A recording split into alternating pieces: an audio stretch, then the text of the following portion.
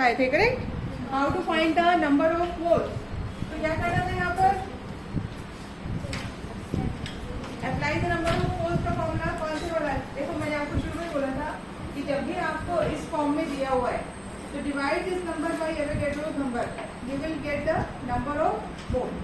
फिर आपको क्या दिया हुआ है? वॉल्यूम। कितना नंबर ऑफ मोल्स आएगा बोलो? 1/10 है ना? 0.1 ये क्या आएगा नंबर ऑफ मोल्स? कितना आएगा? 1/10। ओके, फिर आपको क्या निकालना है? मोलैरिटी। क्या फॉर्मूला था आपका molarity? Number of moles upon volume in litre. तो क्या करना है? 1/10 ओवर वॉल्यूम कितना है? 50, और ऊपर आप क्या कर देंगे? किससे मल्टीप्लाई करेंगे? 1000 से। तो आपका आंसर क्या आएगा? What is the correct option? 2 molar. ठीक है, okay. Now the question number 2। इसमें क्या प्रॉब्लम हुई? ऐसे सारे क्वेश्चन आपको क्लास में मैंने कराए गए मैक्सिमम। यस, बंद कर दो, कोई प्रॉब्लम तो नहीं है ये वाला पर आप लोगों को? हाँ जी बोलिए। क्वेश्चन नंबर 2, ये भी कितने लोगों का करेक्ट है? करेक्ट है, सिर्फ 3 लोगों का। इधर सबका क्या है? देखिए क्या है बेटा, बहुत आसान क्वेश्चन है। Myoglobin the protein contains this ring with an iron in its centre. ठीक है, if the mass percentage of iron, इस नंबर को समझना जरूरी है। इसका मतलब क्या है? What does it mean? ये मास परसेंटेज यानी 100 ग्राम अगर आप प्रोटीन ले रहे हैं तो उसमें 0.329 क्या है? आयरन। 0.329 क्या है? आयरन। ठीक, तो आप एक बना सकते हैं like this, 0.329 Fe is present in 100 gram of protein, whatever जो भी आपका। What is the molar mass of atomic number of atomic mass of the iron? 56. So 56 कितने में अवेलेबल होगा? Assuming that कि वो प्रोटीन है, it will be having minimum 1 atom of the iron. Minimum एक रखेगा, या वो क्वेश्चन मैंने मेंशन करता है 2 है, तो फिर आप उसी हिसाब से सॉल्व करेंगे भाई। तो 56 will be available in how much? क्या हो जाएगा आपका? 100 into 56 over 0.329। इसको आप सॉल्व करेंगे तो आपका आंसर क्या आएगा? फर्स्ट। ठीक है, ये थे हमने नोट्स, आप पलट के देखिएगा। We have done all this kind of questions in the class. Now the question number 3। Yes, ये भी बहुत आसान क्वेश्चन है, सिंपल। कितने लोगों का करेक्ट है? ओके, रॉन्ग किसका हुआ? कैसे हुई? हाँ, बहुत आसान क्वेश्चन है। आपको सिंपल देखो, बैलेंस इक्वेशन दी हुई है। How much carbon will be produce if 20 gram of CO is reacted completely. तो आप यहाँ पे मोल कॉन्सेप्ट लगाएंगे और कार्बन की बात।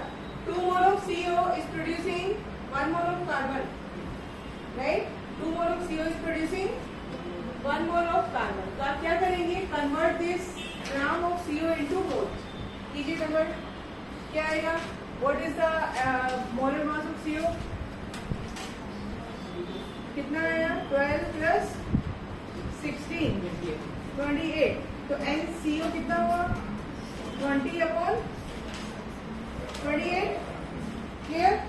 20/28। तो अगर 2 मोल CO के 1 मोल क्या बना है? कार्बन। तो this much mole will produce how much carbon? आधा हो गया ना इसका। तो यानी इसको आप डायरेक्टली क्या कर सकते हैं? NC कितना मिला आपको? 20/28 into 1/2। ये समझ में आया? 2 mole of CO is giving you 1 mole of carbon. तो आपको जो अमाउंट दिया हुआ था उसको पहले किस पे कन्वर्ट कीजिए? मोल्स पे कन्वर्ट कीजिए। तो this much mole will produce how much carbon? Half of this mole. ठीक है, एनी डाउट? जिसको समझ में नहीं आ रहा पूछ लीजिए। जो आप अपने मन में कोई संशय नहीं रखना, कोई डाउट नहीं रखना। दूसरे क्या सोचेंगे ये तो बिल्कुल भी नहीं सोचना है। बहुत सारे बच्चे इस चक्कर में नहीं पूछते कि वो क्या सोचेगा, वो क्या सोचेगी। नहीं, आप अपना देखो।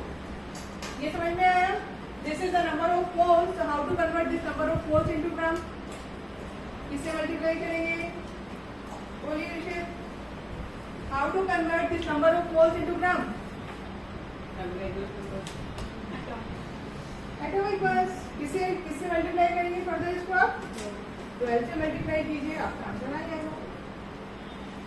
क्या है यहाँ पे करेक्ट आंसर? 4.28। ठीक है। तो अच्छा, एक दो चीज और आपको मैं थोड़ा सा करेक्ट करना चाह रही हूँ। कुछ लोग पूरा सॉल्व कर रहे हैं प्रॉपर्ली, जैसा कि एग्जाम में करना होता है। एग्जाम से मेरा मतलब है इन योर स्कूल एग्जाम, वो यहाँ मत करिए आप। ठीक है। अगर मैं आपको बोलूंगी कि for this question we will do this thing later, कि मैं अगर आपको बोलती पूरा प्रोसीजर दिखाओ तब आप मुझे प्रोसीजर दिखाइए, अदरवाइज आप अपना रफ पेपर में सॉल्व करो फटाफट फटाफट और आंसर निकालो। एक माइंड में रहना चाहिए how to save the time. ठीक है। ये नहीं कि हर बार आप फॉर्मूला लिख रहे हैं, धीरे धीरे वैल्यू पुट कर रहे हैं, वो सब नहीं करना है, फास्ट करना है। अगर आपको प्रोसीजर समझ में आता है तो डू इट डायरेक्ट। जैसे मैंने यहाँ पे क्या किया, मैंने कोई फॉर्मूला नहीं लिखा, मैंने आपको डायरेक्ट सॉल्व करके बताया, इतनी देर में आंसर आ जाएगा, है ना? ठीक है। कुछ लोगों ने किया है पूरा पूरा काम, तो वो नहीं करना है। क्वेश्चन नंबर 4 कितने लोगों का करेक्ट है? बहुत कम लोगों का करेक्ट है। किसका करेक्ट है भाई? किसी का भी नहीं? हाँ चलो ठीक है, इसको मैं आपको बताती हूँ क्या करना है। ओके आगे आइए, ये भी करते हैं। Sugar, what is the formula of sugar?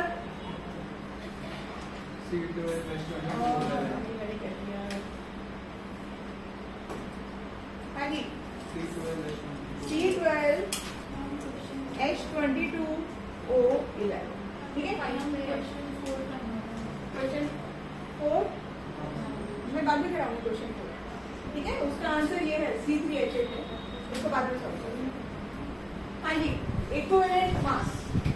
Equivalent mass हम क्या यूज करते हैं उसके लिए? Number of replaceable hydrogen. ठीक है। तो आप यही कॉन्सेप्ट में अप्लाई करेंगे। कितने हैं नंबर ऑफ रिप्लेसेबल हाइड्रोजन? 22। तो आपका मोलर मास क्या हो जाएगा? M/22। ठीक है। ये ऐसे मतलब इसमें लॉजिक कुछ नहीं है, बस सिंपल ऐसे पूछा होगा आपको, तो आप क्या करेंगे यहाँ पे M/22 because there are 22 oxygen. ये आप कर सकते थे ऑक्सीजन की टर्म्स में भी कर सकते थे, बट उसमें आपको कोई ऑप्शन ऐसा दिया नहीं है। मतलब यहाँ पे जो करेक्ट आएगा वो आपका सिर्फ हाइड्रोजन को भी कंसीडर कीजिए। चलिए ये वाला क्वेश्चन, क्वेश्चन नंबर 6 कितने लोगों का करेक्ट है? बहुत आसान सा क्वेश्चन है। ये भी गड़बड़ हुआ। देखो क्या करना है, आप इक्वेशन बनाइए M + Cl2 is giving you MCl। ठीक है। 1 mole of chlorine combines with certain mass of metal giving 1 gram of MCl2 metal product. ठीक है। तो ये आपको कितना मिल रहा है? 1 ग्राम। 1 मोल क्लोरीन का मतलब कितना हुआ? 71 ग्राम। 1 क्लोरीन एटम इज 35.5, तो ये कितना हुआ? 71 ग्राम। तो can you find the mass of metal? कितना मिला मेटल यहाँ पे आपको? 14 gram. According to this equation metal कितना मिल रहा है आपको? ठीक है। यहाँ तक समझ में आया? अब उसने आपको पूछा है कि this the same mass of metal can displace 2 gram of hydrogen, same mass.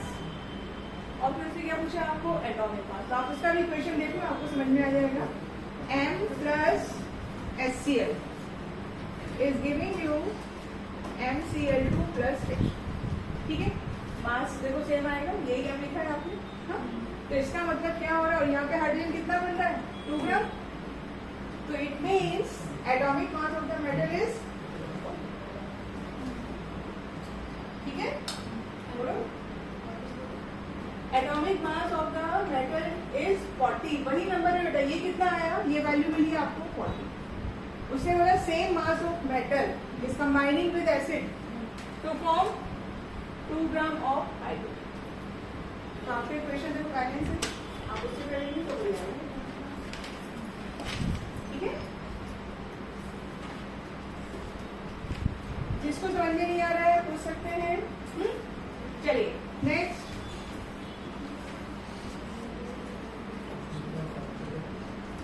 How many gram of KCl? बोलिए, how many gram of KCl would be dissolved? Correct है सबका? नहीं गड़बड़ हो गया? ऐसे बहुत गड़बड़ हुई बार, साक्षी ने काफी गड़बड़ की। चलिए कोई बात नहीं, आप लेकिन प्रैक्टिस कीजिए। क्या करना है आपको? What is the formula of percentage by mass? क्या है मास परसेंटेज? क्या होता है बोलो? Mass of compound, mass of element upon mass of compound into 100। यही था। अब उसने आपको दिया है how many gram of KCl। तो KCl आपको फाइंड करना, यानी मास ऑफ एलिमेंट या मास ऑफ कंपाउंड आपको फाइंड करना सॉल्यूशन लाने के लिए। तो इट इज x, ठीक है। It should B divided by mass of solution. Solution किसको मिला के बनेगा? KCl plus water. आपके पास किसका मास है? वाटर का है, KCl नहीं है। तो यहाँ पर I will write x plus 60। देखो समझ में आया क्या लिखेंगे यहाँ पे?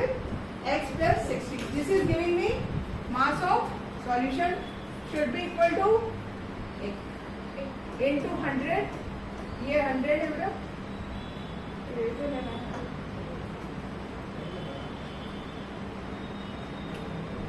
Into 100 should be equal to 20। वहां पर 20/100 नहीं करेंगे, 20 ही रखना, वो मास परसेंटेज है डायरेक्टली फॉर्मूले में, है ना। तो इसमें कभी आप सोचेंगे यहाँ पे 0.02 लिखे, वो नहीं लिखना है। You need to write directly 40। चलिए इसको सॉल्व करके देखिए क्या आंसर मिल रहा है।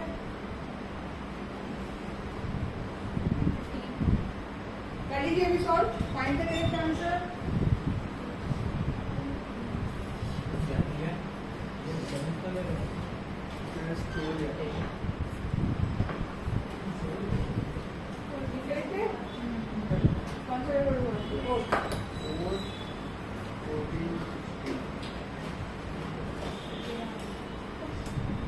अभी क्या है आंसर?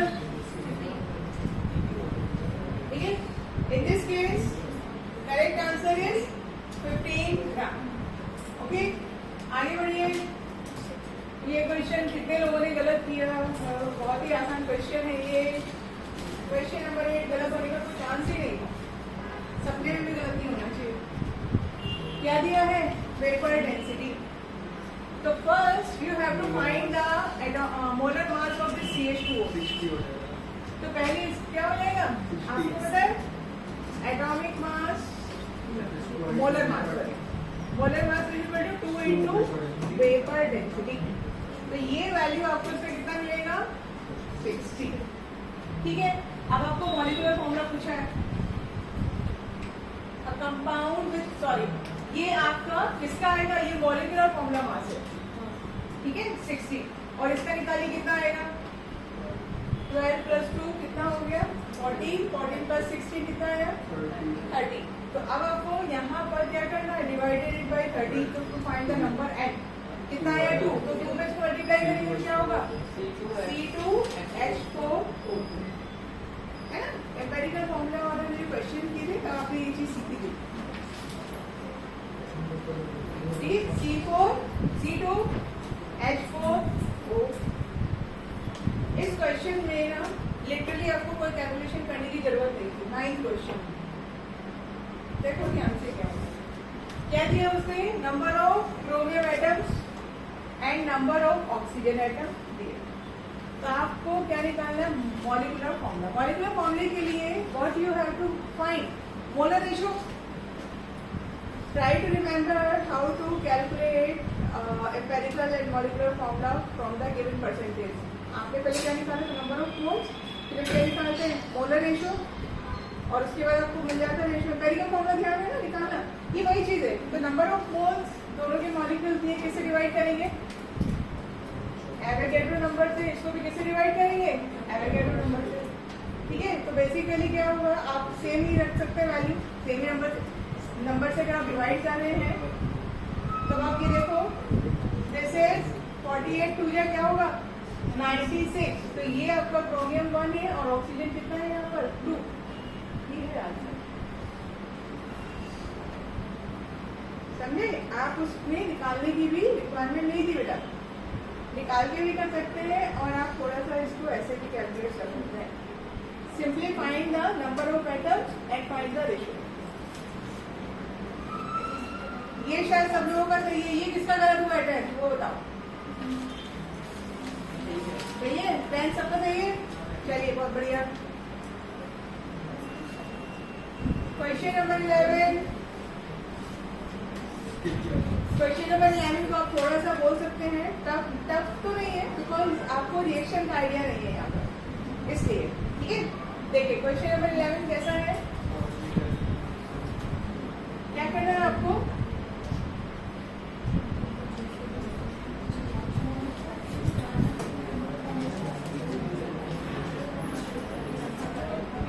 देखिएगा यहाँ पर उसने बोला formic acid. Do you know the formula of formic acid?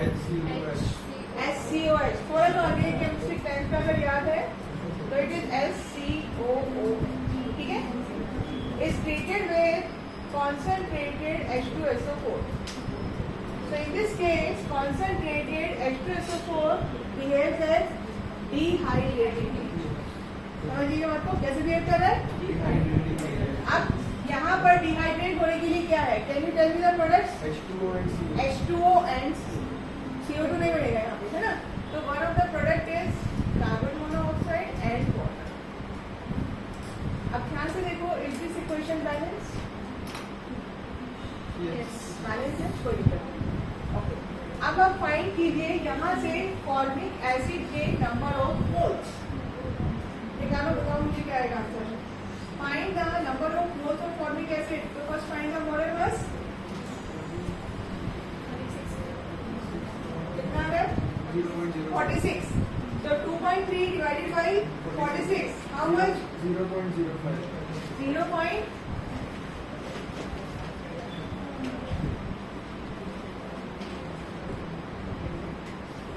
यही आ रहा है? ठीक है, अब अगर आप मोल कॉन्सेप्ट लगाते हैं तो how much CO would be produced? तो एक यहाँ से आपको क्या मिलेगा? 0.0। ठीक है, अब in the same manner we will बेटा बैलेंस है, I don't know why it's not coming with the stylus, तो आप देख लीजिएगा यहाँ पर पॉइंट है। नेक्स्ट है आपका ऑक्सैलिक एसिड। ऑक्सैलिक एसिड का फॉर्मूला होता है देखो, ये भी लिखते हैं और ये भी लिखते हैं COOH सिंगल बॉन्ड COOH। आप दोनों तरीके से लिख सकते हैं, या तो कंबाइन करके लिख सकते हैं। ठीक है, सेम सिचुएशन, यानी it is getting dehydrate in presence of H2SO4। अब इस केस में ध्यान से देखो, एक तो क्या जाएगा आपका water.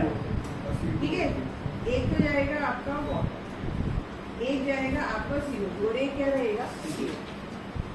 Oxalic acid will produce 3 products on dehydrated। ठीक है, so one is the CO, one is the CO2 and the last one is water।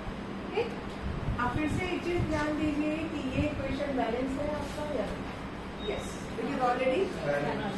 So do the same thing which we did for formic acid। So find the molar mass of oxalic acid। देखिए कितना आ रहा है? 90 आ रहा है। तो again in this case number of moles जो आपको मिलेंगे वो फिर से कितने मिलने वाले हैं? 0.05। कितने मिलने वाले हैं? समझे आप क्या हो रहा है? कितने मिले? 0.056। आप उसने एक और चीज आपको बोली, यहाँ तक की बात समझ में आ गई? What he said, the evolved gaseous mixture is passed through KOH current। आपको मैंने लिखवाया था कि ये reagent कौन सी गैस को करता है? CO2 का गैस होगा। तो यानी आपका जो रिमेनिंग मिक्सचर है उसमें सिर्फ क्या रहने वाला है? सिर्फ क्या रहने वाला है? CO2। वाटर नहीं कंसीडर करेंगे यहाँ पे, उसमें ऐसा कुछ नहीं बोला, वेट है ना? ठीक है, वाटर यहाँ पे लिक्विड में रहेगा, तो सिर्फ आपको क्या लिखना है? CO। तो कितने यहाँ पर भी अब इक्वेशन बैलेंस थी, तो in this case also CO के मोल्स कितने हो गए 0.05, टोटल मोल्स कितने हो गए 0.1, टोटल मोल कितने हो गए और पूछे क्या उसने। हाँ तो अगर ये नंबर ऑफ मोल्स है 0.182 मोलर मास ऑफ CO 28, ठीक है। तो करेक्ट आंसर क्या है 2.8, ठीक है। ये क्वेश्चन मैं मान सकती थी क्योंकि क्वेश्चन आप लोगों को अभी याद नहीं है, तो विच इज फाइन, बट बाकी क्वेश्चन ये बहुत लोगों ने गलत कर दिया। क्वेश्चन नंबर 12 कंफ्यूजन हो गया, कंफ्यूजन की तो बात है। अच्छा अभी सॉल्व कीजिए, जिन लोगों का गलत है try to solve it right now. Total number of proton electron neutron कितना हो गया टोटल, कितने होते हैं कार्बन में 6 प्रोटॉन 6 इलेक्ट्रॉन एंड 6, टोटल कितना हो गया 18।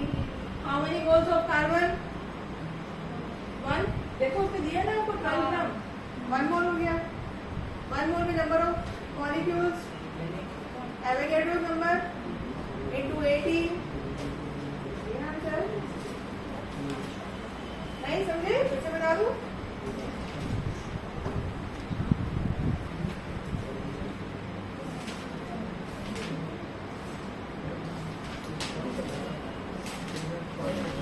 देखिए टोटल आपको 18 समझ में आया। 18 क्या है, 18 है आपका sum of electron, proton and neutron. Beside this, there is 1 mole of carbon atom. ये देखो 12 ग्राम से दिया है, तो 12/12 1 हो गया into Avogadro's नंबर। तो ये है आपका आंसर, कितना हो गया ओके, ठीक है। चलिए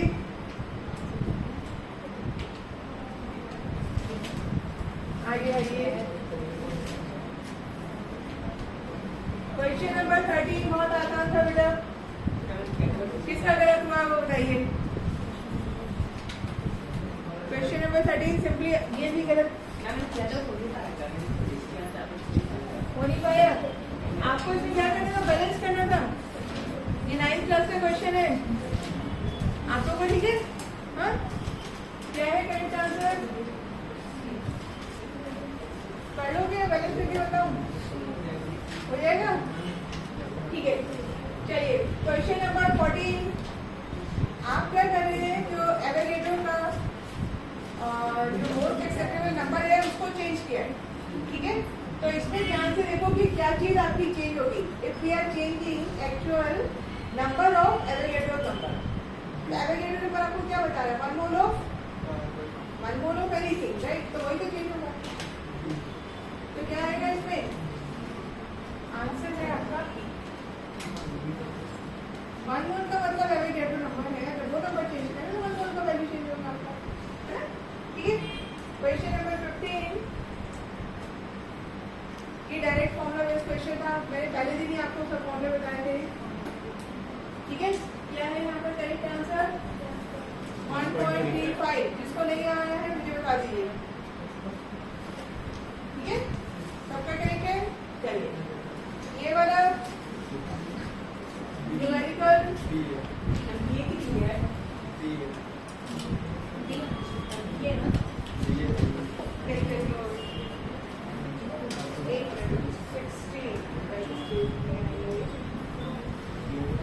ये मैंने ड्राइव पे डाली हुई शीट आप लोग देख सकते हैं।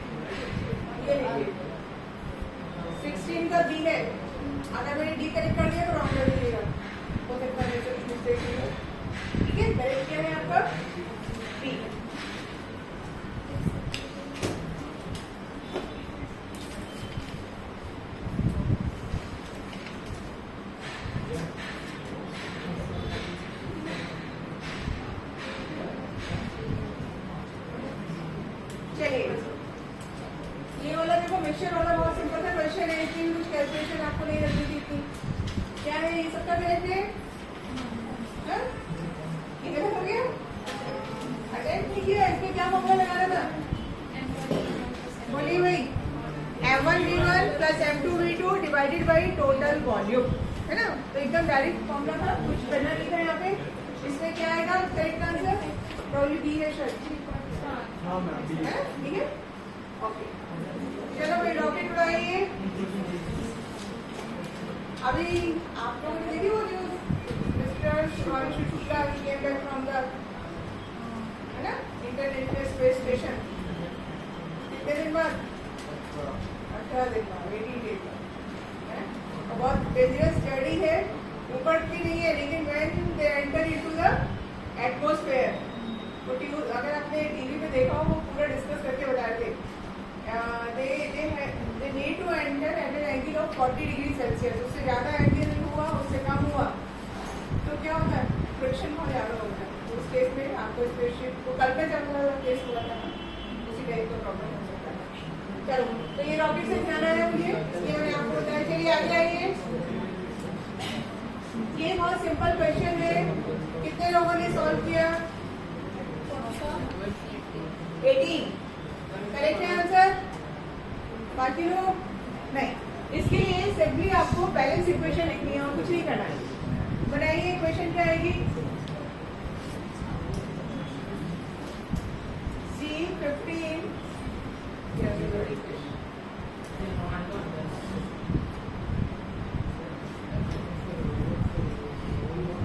देखिए C15 H30 प्लस किसके साथ रिएक्शन होगा? कंबशन मतलब रिएक्शन विद ऑक्सीजन, ठीक है? What should be the product? CO2। अब आपको समझ में आ रहा है यहाँ से कितने बनेंगे? 15 CO2 और कितने 15 H2। अब ऑक्सीजन बताइए कितना आएगा? इन लोगों ने गलत किया है। Can you tell me the total number of oxygen गैस्ट्रोशोटिक कोएफिशिएंट? कम कीजिए, टोटल कितना होगा? 15 30 और 15 45। तो यहाँ पर आप क्या लिखेंगे?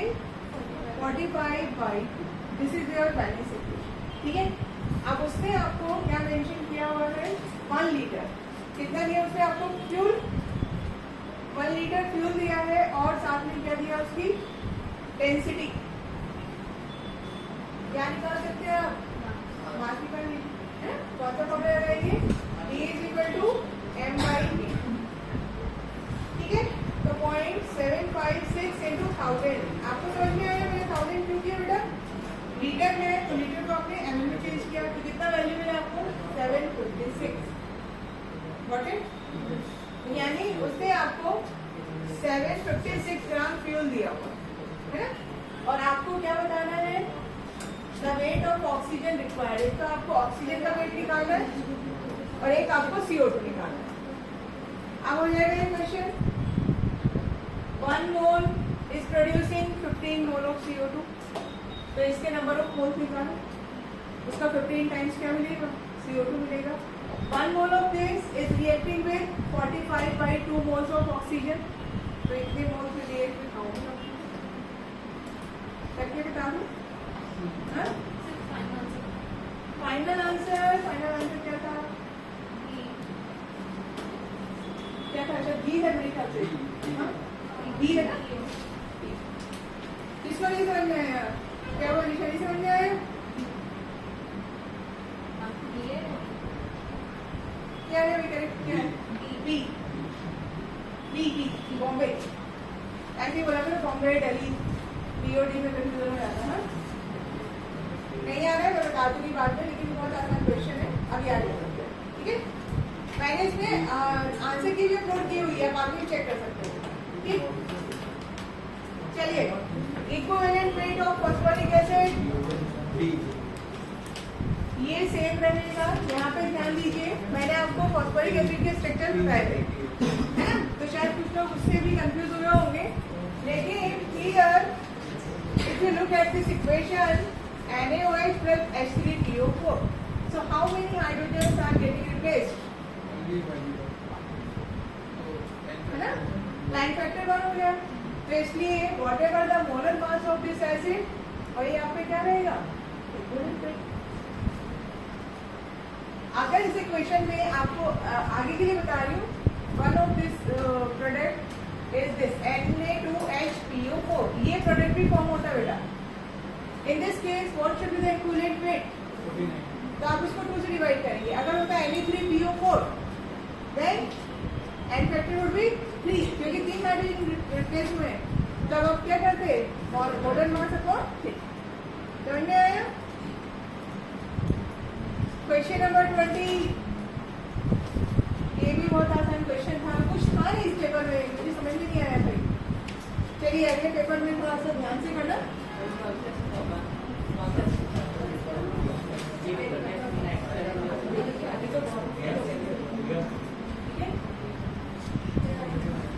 चलिए क्वेश्चन नंबर 20 में किसको प्रॉब्लम है, प्रॉब्लम है? चलो आगे देखिए क्या बोला उसने, 8 gram of NaOH is dissolved in 18 gram of water, mole fraction of NaOH in the solution. पहले ये पे मोल फ्रैक्शन का फॉर्मूला क्या होता है, XA is equal to Na upon Na plus Nb, ठीक है। तो पहले आप यहाँ से NaOH के नंबर ऑफ मोल्स बताओ। NaOH होता है आपका 40, तो कितना हुआ 8/40, ठीक है। कितना हो गया ये 0.2, ठीक है। ऐसे ही 18 वाटर में कितना हो गया 1, क्लियर। तो आप NaOH उससे पूछा है, तो NaOH कितना लिखेंगे आप 0.2 अपॉन 1 प्लस 0.2। देखो मोल फ्रैक्शन क्या आएगा आंसर, 0.2 अपॉन 1.2, 1/6, 1/6 क्या हो जाएगा 0.1667, यानी ऑप्शन ए और बी में से, ए और सी में से एक आएगा। ये जो आप सॉल्व करेंगे तो इट विल बी 0.167, ठीक है। अब आगे आइए, उसने आपसे पूछा है मोलैलिटी। मोलैलिटी का फॉर्मूला क्या था, number of moles present in 1 kilogram of solvent. Number of moles कितना दिया बेटा 0.2 है ना, तो एम क्या हो जाएगा molality, number of moles present in 1 kilogram of solvent, ठीक है। तो 1 कितना दिया उसने सॉल्वेंट आपको, सॉल्वेंट कितना है 18, तो 18 और इसको फिर किलोग्राम में चेंज करेंगे, तो ऊपर क्या हो जाएगा आपका 1000, या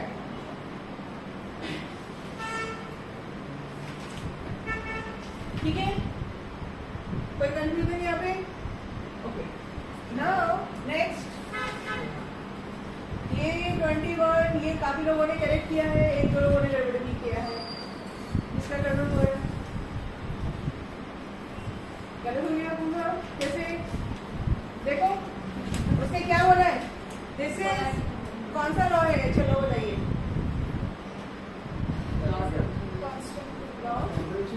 नहीं, गेलुसेन लॉ है ये, है ना। Same pressure, same temperature, same set of condition, equal volume of gases are having equal number of point, ठीक है। अब आपका उसने देखो यहाँ पे क्या दिया है, वॉल्यूम सबका same, right, same temperature, same pressure, total number of atom. अब आप देख लो हीलियम में कितने एटम है 1, ऑक्सीजन में कितने हैं 2, ओजोन में 3 और अमोनिया में 4। तो आपका आंसर क्या आएगा 1, 2, 3 ऑप्शन, ठीक है। चलिए आगे बढ़े, क्वेश्चन नंबर 22 भी गड़बड़ हो गया, बहुत आसान क्वेश्चन। देखो भाई, एवरेज क्या निकालना था आपको, एवरेज एटॉमिक मास, ठीक है। आपका सिंपल सा फॉर्मूला है atomic number of 1 isotope multiplied by it's natural abundance plus 199 multiplied by natural abundance 202 multiplied by this. चलो डायरेक्ट करो थोड़ा सा, क्या हुआ 200 इंटू 90/100 करेंगे, तो मैं इसको डायरेक्ट क्या लिख रही हूँ 0.9, ठीक है 0.9 क्या आंसर आएगा ये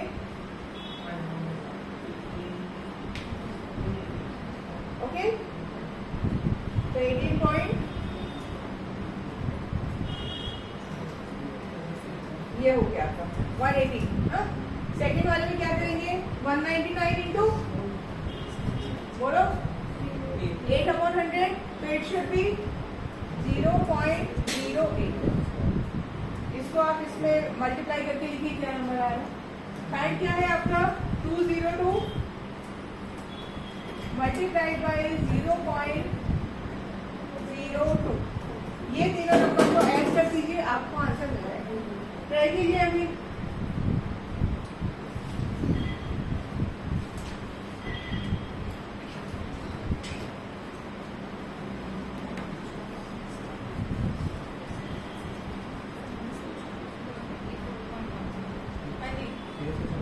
टोटल आंसर कितना आ रहा है नहीं गलत कर रहे हो आप मल्टीप्लाई करो उसको मैंने किससे मल्टीप्लाई किया 199 कहाँ क्या 199 मल्टीप्लाई क्या आ रहा है पॉइंट रेट कहाँ से आएगा हाँ ये बात गलत कर रहे हो 0.08 199 से मल्टीप्लाई करना है और इसको फिर आप तीनों को ऐड कीजिए कितना है 199.9 आएगा answer answer should be somewhere 199.96 कुछ ऐसा आएगा जिसको आप राउंड ऑफ करके आंसर देंगे 200 199 दिया है ना उसमें करेक्ट 199.9 आप ये तीनों वैल्यूज को मल्टीप्लाई करके ऐड करेंगे तो you will find some this 199.96 कुछ ऐसा आएगा तो इसको राउंड ऑफ करके 199 नहीं लिखेंगे वो क्या लिखोगे 200 आप देखो ना वैल्यूज इतने नियर बाय है तो आप नहीं ऐसे कर सकते next question molarity and molarity का रिलेशन है भाई डेंसिटी निकालना था डायरेक्ट फॉर्मूला आप अप्लाई कर सकते हैं सारे क्वेश्चन डायरेक्ट फॉर्मूला बेस से करेक्ट ऑप्शन आएगा आपका सी क्वेश्चन नंबर 24 कितने लोगों का गड़बड़ हुआ सबका करेक्ट क्वेश्चन 24 आदित्य जी क्या करेगा क्वेश्चन 24 आधार आपका हाँ आधार ओके 25 ये क्वेश्चन है क्लास में आया था उसके बाद भी गलत है सिर्फ थोड़ा सा आपने ऊपर नीचे कर दिया करेक्ट आंसर है आपका 4:1 और स्टोरी रिपोर्ट के आंसर 1:4 ये गलती हो ठीक है 30 क्वेश्चन अटेम्प्ट करने के 25 आपको दिया गया था कि शायद आप लोग ना कर पाए लेकिन मैंने 30 रखे थे फिर हमने कम किए क्वेश्चन उसमें भी गड़बड़ हो गई चलिए कोई बात नहीं आप ये प्रैक्टिस करिए क्वेश्चन हाँ बाकी क्वेश्चन आप देख लीजिए बहुत आसान है आप चाहते तो कर सकते थे चॉइस शायद दी गई होगी जिसको 30 करने कर लो नहीं आगे किसी ने देखे भी नहीं अच्छा ऐसे क्या ठीक है इसमें 30 तक है चलिए आप हाँ क्वेश्चन इजी थे पूरा पेपर मैंने इजी बनाया था चलिए आप क्वेश्चन नंबर 4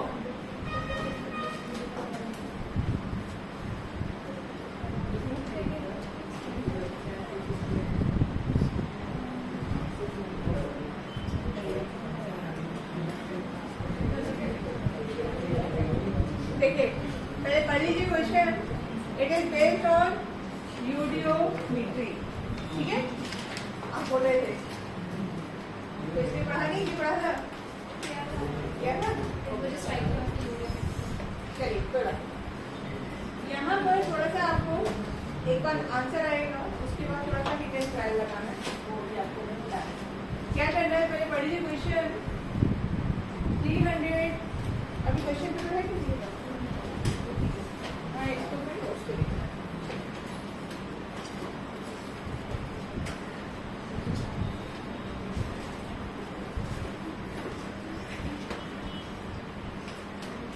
देखिए क्या है यहाँ का, हमारी इक्वेशन क्या बोलती है, CXHY प्लस, बोलो भाई, O2 is giving you HCO2 plus Y/2, ठीक है, Y/2 H2. Okay. In this question, what is that? 15 ml of gaseous hydrocarbon. कितना है ये? 15 ml आपको दिया है, ठीक है. Requires 375 ml air containing 20% oxygen. Total volume air का कितना दिया है? 375 ml. Which contains only 20% O2. So can we find the amount of O2? ठीक है, तो O2 कितना आएगा? 20% of which is 75 ml. ठीक है, ये कितना है आपके पास total? 75 ml. Okay, next. After combustion the gases occupy 330 ml. देखो अब ये पॉइंट थोड़ा ध्यान से समझिए, बातें नहीं. After combustion the gases occupy, कितना ऑक्यूपाई कर रही है? 330 ml.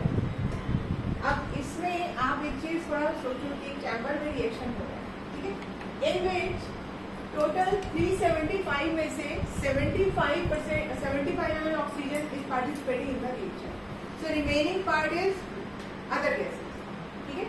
अब रिएक्शन हो गया तो जो CO2 बनेगा वो तो इन दोनों की रिएक्शन से बनेगा, और ऑलरेडी उसमें थोड़ा अमाउंट किसका है? गैस का है, अदर गैसेस का है. यानी मैं लिखूं रिमेनिंग एयर कितना रहेगा, बोलो. रिमेनिंग एयर आपने ऑक्सीजन हटाया वहां से, 375 माइनस 75 300, ठीक है. ये आपका एक्स्ट्रा एयर था which is not participating in the reaction. अब CO2 कितना है, उससे टोटल कितना दिया है? अगेन टोटल आपको दिया है ये, in which 300 is other gases, remaining extra air. तो what is the amount of CO2? क्या हो जाएगा? 30 ml. 330 माइनस 300, जो CO2 बनना है वो कितना बनना है यहाँ पे? 30 ml. ठीक है भाई, ये डेटा आ गया हमारे पास. अब आप थोड़ा सा पहले डायरेक्ट समझो कि इक्वेशन अगर बनाएंगे आप ऐसे देख सकते हैं कि जितना यहाँ पर ये X से उतना ही क्या है आपका CO2, ठीक है. तो यानी आप ऐसे समझो, थोड़ा सा उल्टा चलते हैं. अगर 15 ml CXHY is producing 30 ml CO2, ठीक है ना. तो 1 ml CO2 will produce how much X? भाई X जितना है उतना ही तो CO2 आ रहा है आपका. कितना है X का वैल्यू? X का वैल्यू आ रहा है 2. क्रॉस मल्टीप्लाई करेंगे, नहीं तो कितना आएगा? X 1/2. नहीं तो गड़बड़ लगा रही हूँ यहाँ पे. 30 ml CO2.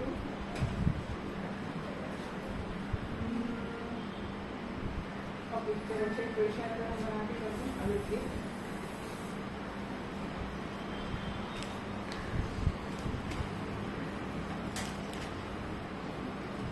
इक्वेशन ही बनाते हैं. 15 ml of this hydrocarbon is reacting with X plus Y/4 O2 to give 75 ml.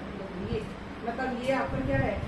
15 ml किससे से रिएक्ट कर रहा है? 75 ml ऑक्सीजन से. तो आप समझ रहे, यहाँ से आपकी ये बनी इक्वेशन नंबर 1. इक्वेशन नंबर 2 में x का वैल्यू 2 आएगा. मैं कुछ गलत गड़बड़ कर रही हूँ, अभी आपको बता दूँ कैसे आएगा.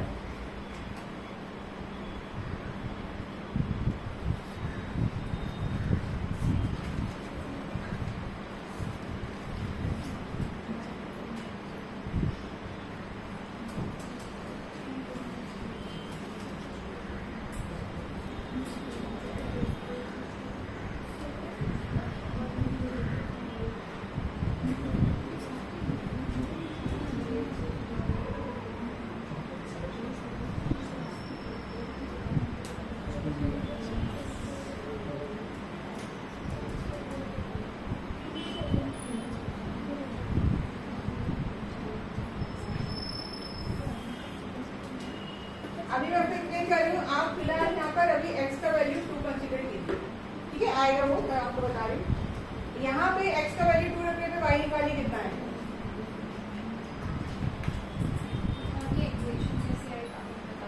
इक्वेशन कैसे आई है? इक्वेशन आई है कि देखो ये आपका उसकी टोटल वॉल्यूम कितना दिया है, ऑक्सीजन, है ना। ये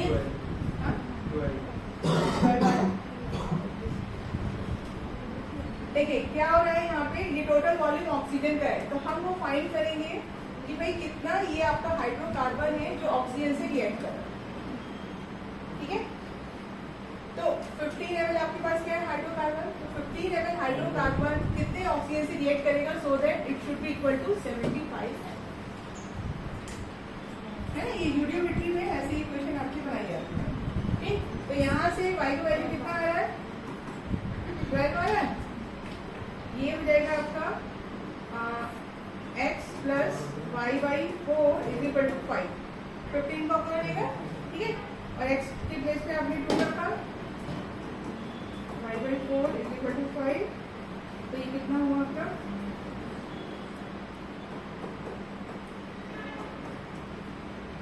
ठीक है,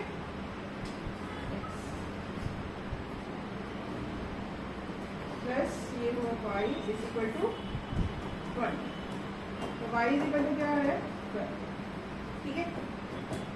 अब क्या हो रहा है, अगर आप x इज इक्वल टू 2 रख रहे हैं और y इज इक्वल टू 12 रख रहे हैं, तो आपकी जो ऑप्शन है उसमें कुछ भी ये मैच नहीं करेगा। तो आपको थोड़ा सा यहाँ पे hit and trial method apply करना है, ठीक है। Hit and trial method apply करके यानी आपको यहाँ पर x का वैल्यू रखना है, y का वैल्यू रखना है, देन ये इक्वेशन आपका आना चाहिए, ठीक है। थोड़ा सा डिफरेंट सा क्वेश्चन है बट इट्स ओके। x का वैल्यू अगर आप यहाँ पर रखेंगे 3, ठीक है, y का वैल्यू आपको रखना पड़ेगा 8। तो देखो आपको ये इक्वेशन आपको क्या मिल रहा है, 5 मिल रहा है कि नहीं मिल रहा है। ऑप्शन में सी 3 H8 है। हाँ, बाकी अगर ऑप्शन रखेंगे आप तो आपको ये this equation will not hold good, ठीक है। अब इसका सॉल्यूशन देखिए।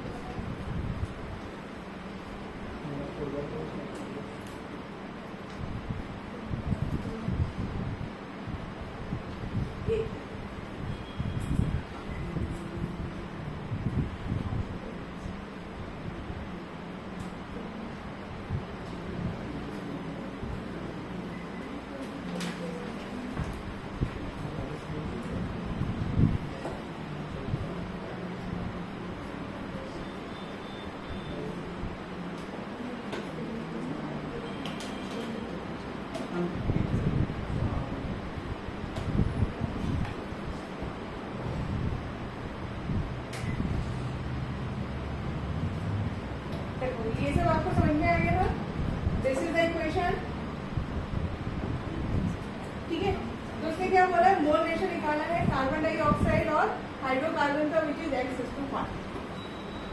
हम यहाँ पे थोड़ा सा मिस्टेक कर रहे थे, x/1 = 30/48, ठीक है। तो x का वैल्यू आपको कितना मिलेगा, 2। Then you will put the value of x into this another equation और यहाँ से आपको y मिलेगा 12।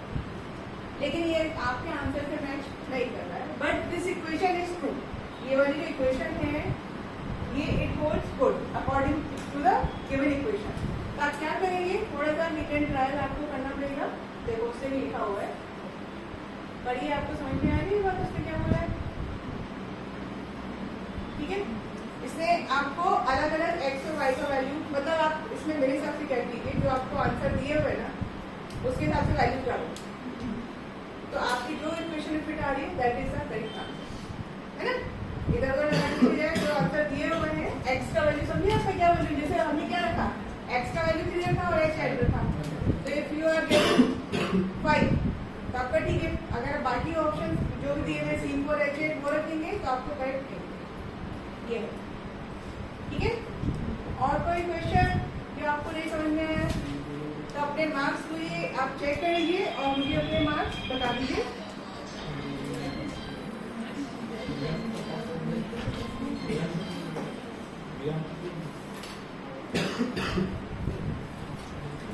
आंसर भी लिखो देखो भी लिखो हाँ जी बोलिए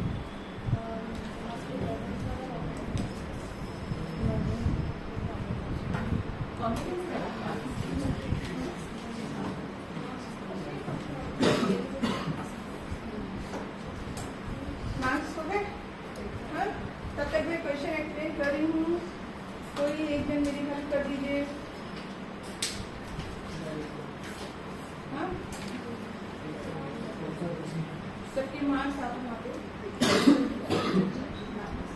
ठीक है हाँ जी देखो बेटा फॉर्मिक एसिड एंड क्या था आपका ऑक्सैलिक एसिड बाकी लोग अपने मार्क्स कैलकुलेट करिए जिनको क्वेश्चन समझ में समझ HCOOH ठीक है and it is reacting with concentrated H2SO4 so it will change into water and CO ठीक है ये ब्रेक होगा किसमें कार्बन डाइऑक्साइड एंड वाटर अब आप देखो इसके नंबर ऑफ पोल तक कैलकुलेट करोगे तो कितने आएंगे 0.05 this is already balance equation कैसे निकाला था विद्या ने इसका क्वेश्चन में देखो आपको ग्राम दिया हुआ है कितने ग्राम है 2.3 तो जब इसका मोलर मास निकालेंगे तो इट विल बी 46 तो 2.3 upon 46 that's how you are getting 0.05 ठीक है और ये इक्वेशन बैलेंस है तो CO भी कितना बनेगा 0.0 क्या होगा ठीक है नेक्स्ट है आपका ये लगा कि मैंने कहा इसकी वजह से कर दी 100 के पेपर में खुश हो गए निकाल दो इतने मार्क्स लेके आओ आप यही चाह रही हूँ मेरी उम्मीद यही है ऐसे नंबर आने चाहिए 100 में से 92 90 और क्या चाहिए मुझे भाई कॉन्सेंट्रेटेड H2SO4 ठीक है अब यहाँ पे आपको दो प्रोडक्ट के बजाय कितने प्रोडक्ट मिलेंगे 3 एक मिलेगा CO2 एक मिलेगा वाटर और एक मिलेगा CO plus CO2 plus water इसके भी आपको नंबर ऑफ पोल्स निकालने हैं एज यूजुअल जैसे आप जब निकालेंगे वो भी कितने आएंगे 0.0 ठीक है तो ये भी कितना बनेगा 0.0 कितना देगा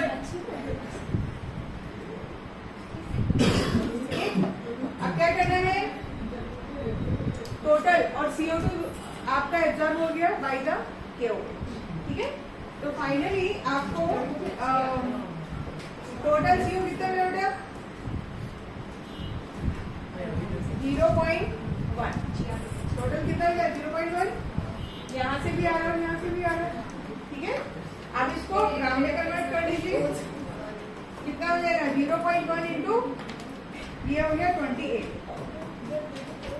2.8 बेटा ठीक है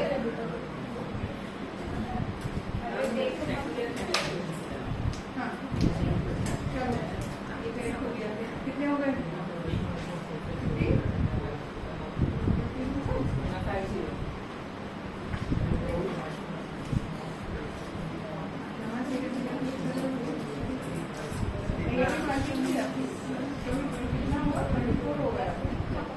24 में से और उसका ठीक है कितने हो जाएंगे पहले कट के 5 हो गए ये हो जाएंगे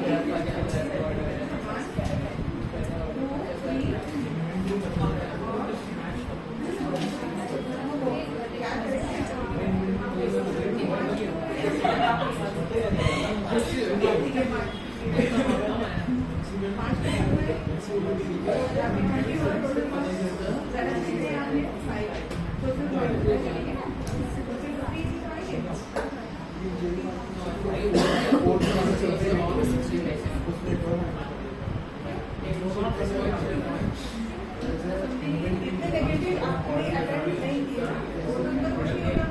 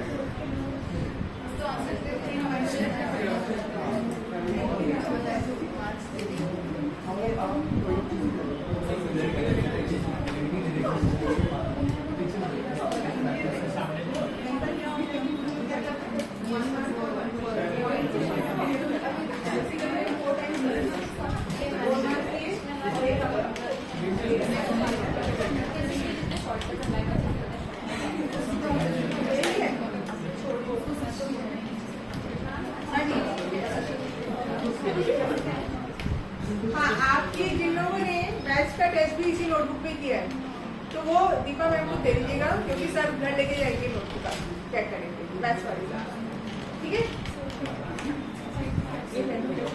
हाँ भाई साक्षी, आप ये टेस्ट वापस मुझे लिख के दिखाना पूरा अपने हाथ से सॉल्व करके। सॉल्यूशन भी है, जो समझ में नहीं आया देख लीजिए, लेकिन आप सिर्फ अब क्या क्या ध्यान रखना है फॉर अदर टेस्ट ध्यान लो थोड़ा सा, है ना। पहली चीज तो कैलकुलेशन थोड़ा सा आप फास्ट और मिनिमाइज करने की कोशिश कीजिए, ठीक है। किसने, एक तो कोविड ने, एक और किसी ने पूरे फॉर्मूले और पूरा सब करके किया है, वो मत कीजिए। हाँ आपने किया ना, हाँ उसमें बहुत टाइम जाता है क्योंकि वो एमसीक्यू के लिए रिक्वायर्ड नहीं है बेटा। आप स्कूल में भी जो एमसीक्यू आएगा रफ वर्क में आप अपना काम कीजिए और सीधे सीधे आप आंसर लिखिए। तीसरी चीज प्रॉपर आंसर लिखिए। कुछ लोगों ने सॉल्व किया बट आंसर मेंशन नहीं किया, मैंने उसको कंसीडर नहीं किया। आप जब तक नहीं लिखेंगे ऑप्शन ए बी सी तब तक मैं उसको नहीं कंसीडर करूँगी, ठीक है। और टेस्ट में नंबर कम आए तो दुखी नहीं होना है, आप सिर्फ ये फाइंड आउट करो कि आपकी क्या मिस्टेक हो रही है, कहाँ पे। मुझे जो समझ में आया अभी फॉर्मूले याद नहीं है और थोड़ा सा वो कनेक्ट कि कहाँ पे कौन सा फॉर्मूला अप्लाई करना है वो चीज़ अभी मिसिंग हो रही है, बट वो होगी विद प्रैक्टिस, उसका और कोई तरीका नहीं है। तो प्रैक्टिस कीजिए, अभी मूल कॉन्सेप्ट को रखना मत, करते चलो आप। कम से कम नहीं तो 20 क्वेश्चन डेली अगर आप करेंगे तो हो जाएगा, है ठीक है। चलिए, so come back to the atomic structure बचा है अभी थोड़ा सा पोर्शन, फिर उसके बाद आज खत्म हो जाएगा एटॉमिक स्ट्रक्चर भी। फ्रॉम मंडे में विल स्टार्ट पीरियोडिक टेबल, ठीक है। चलिए, बहुत छोटे से टॉपिक अभी है, फटाफट से आपको मैं करा देती हूँ।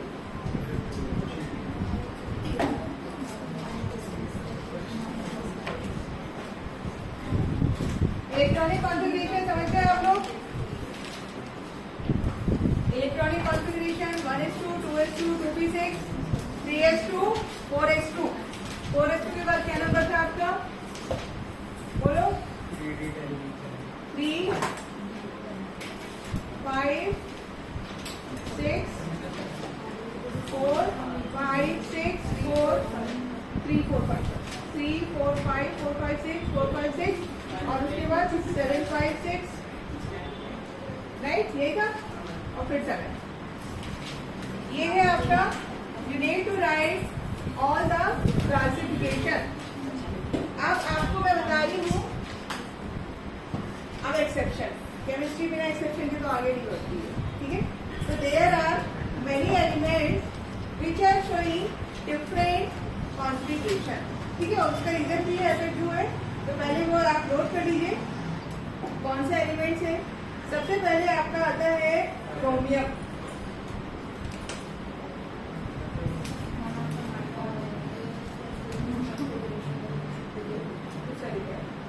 क्रोमियम लिखेंगे, ये आपके रेगुलर एग्जाम में बहुत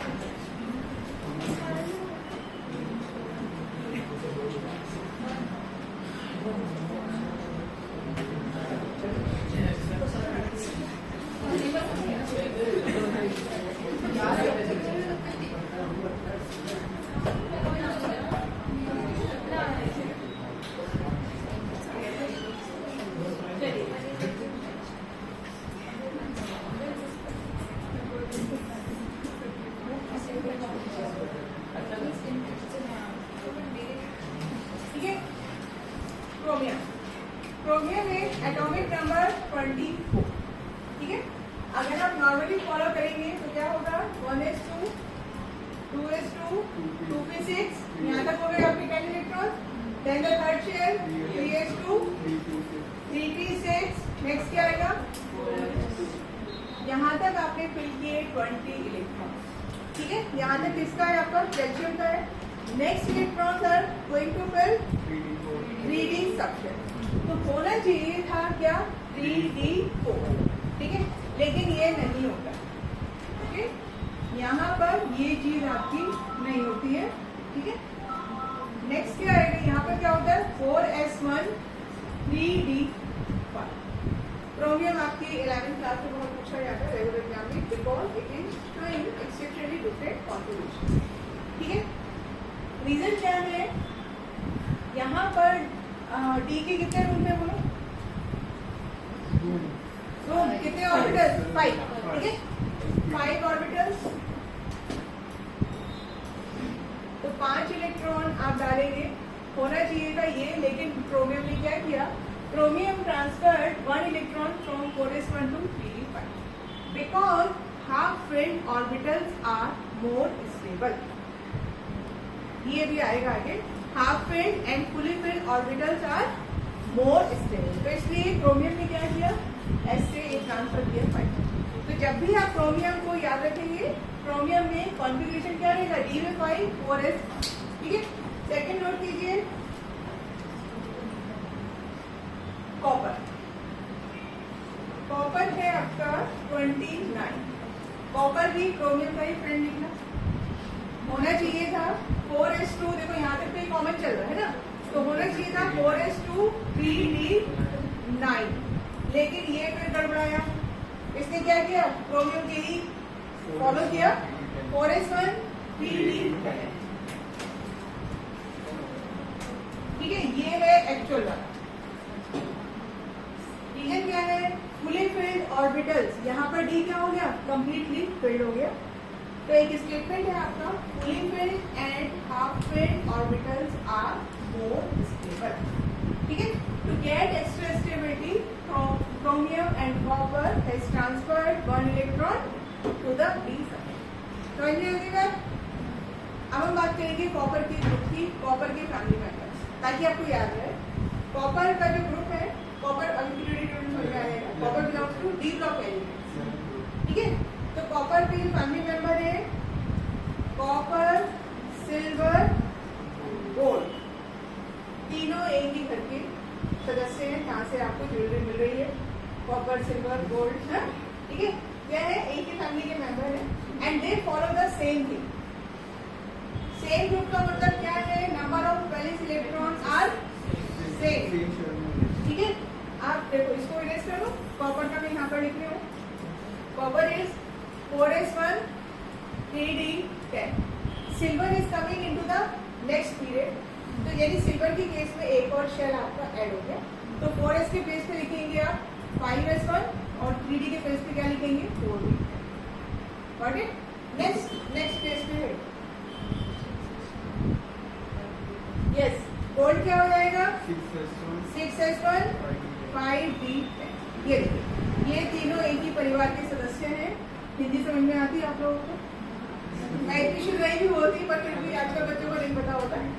दे ऑल आर फैमिली मेंबर्स। तो सबका इलेक्ट्रॉनिक कॉन्फ़िगरेशन कैसा है? ठीक है। अच्छा ऐसे ही एक और मेंबर है क्रोमियम की फैमिली का। क्रोमियम की फैमिली का मेंबर है मॉलिब्डेनम। M ठीक है।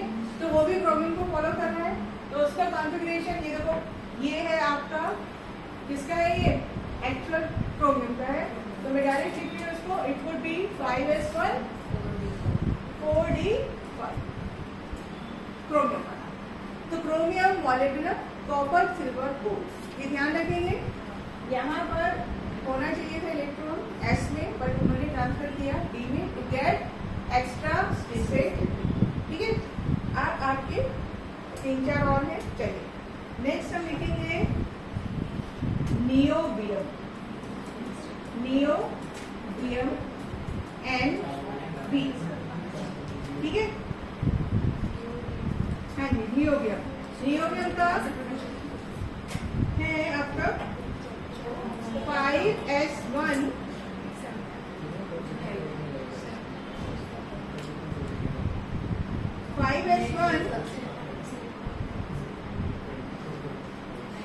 4d4। ये अलग है बेटा थोड़ा सा। अब आप यहाँ पे ये वाला लॉजिक नहीं लगाएंगे। अभी के लिए नोट कर लीजिए। ठीक है। d5 नहीं है 5s1 4d4 नहीं क्रोमियम ग्रुप करेंगे। ये अलग है। वो ग्रुप वाले में एक साथ बताएं ये अलग है। ठीक है। नेक्स्ट है आपका रुथेनियम। ये आपके F ब्लॉक से आ रहे हैं एक्चुअली ना RU रुथेनियम। ठीक है। रुथेनियम है 4d7 पहले 5s1 4d7। ये देखो ठीक है। नेक्स्ट है आपका रोडियम।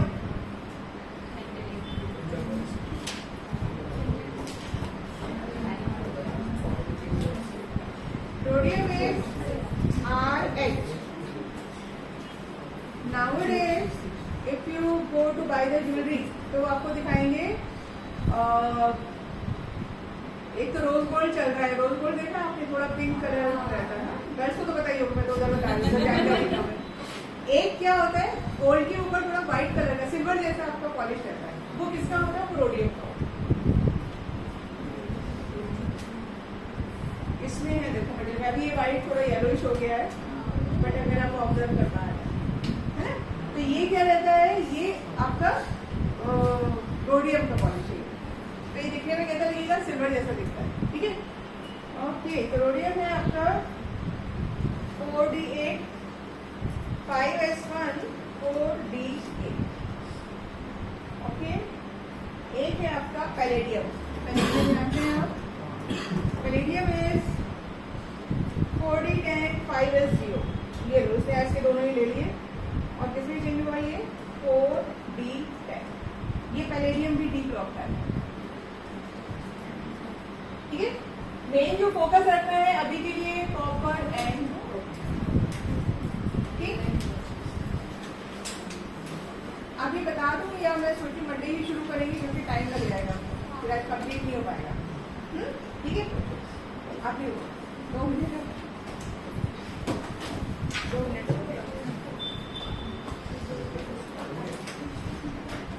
अब हमारे पास एक टॉपिक रहेगा स्क्रीनिंग इफेक्ट। आप 1-2 पॉइंट लिखिए। Reason for the exception of electronic configuration. आप रीजन नोट कर लीजिए। ठीक है। Reason why elements are showing exceptionally different electronic configuration। ठीक है। तो नंबर 1 क्या है? Extra stability. Extra stability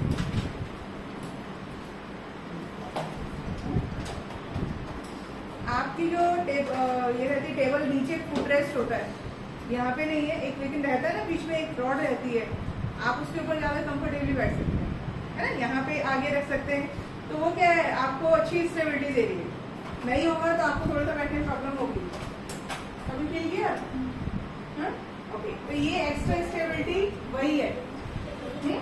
chromium is get क्या किया, D5 हो गया। ठीक है, तो क्या हो रहा है, क्यों मिली extra stability is due to symmetrical distribution, due to symmetrical distribution of, ठीक है, जैसे हमने बोला क्या है बेटा, D5, ये चलो P में ये सिचुएशन है, अगर आप तो P कैसा है, ये हाफ फिल्ड, ध्यान दीजिए कैसा है P, ये हाफ फिल्ड। हाफ फिल्ड का मतलब electrons are symmetrically distributed. P में हाफ फिल्ड कंडीशन, और दूसरी कौन सी आएगी, फुल फिल्ड। ठीक है, तो एक्स्ट्रा स्टेबिलिटी आपको किस केस में मिल रही है, कहाँ पे मिल रहा है, ये half filled and fully field. ये बात समझ में आ गई?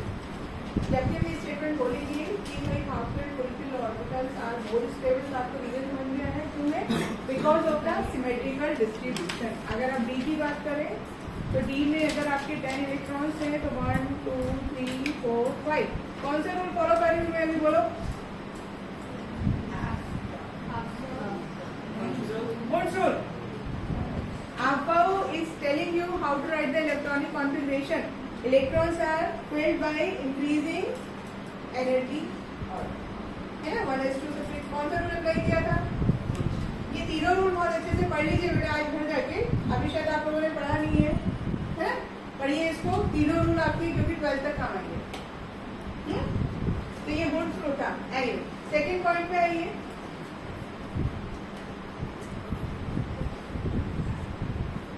यहाँ पर एक और काम होता है एक्सचेंज एनर्जी। एक्सचेंज, ठीक है, क्या होता है कि मान लीजिए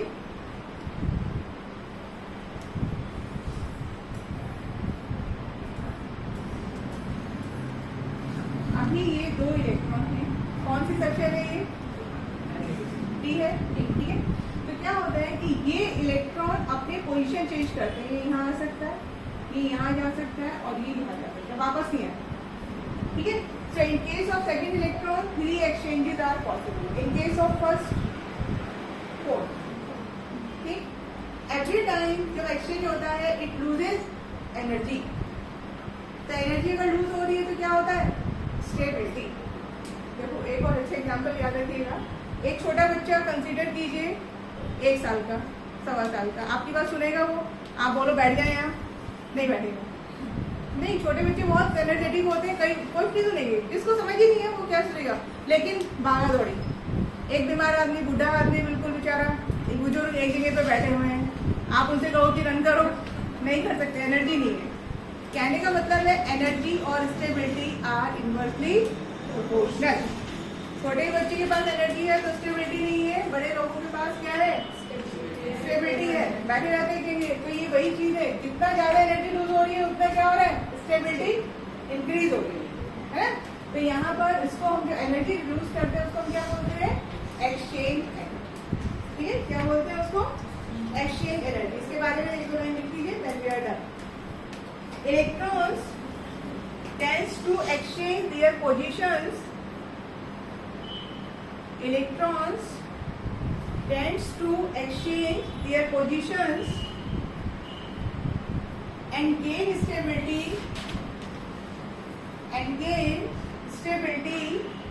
by losing energy.